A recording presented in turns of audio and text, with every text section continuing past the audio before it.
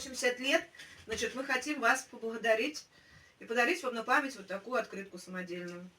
Спасибо вам большое за все. А на столе у вас сладкие сладости. Не на этом столе, на том столе сладости к чаю. Да, небольшой Спасибо. подарочек. Все. Да нет, сладостей много. Ну, подарите, отдадите, угостите кого-нибудь. Это ваше дело.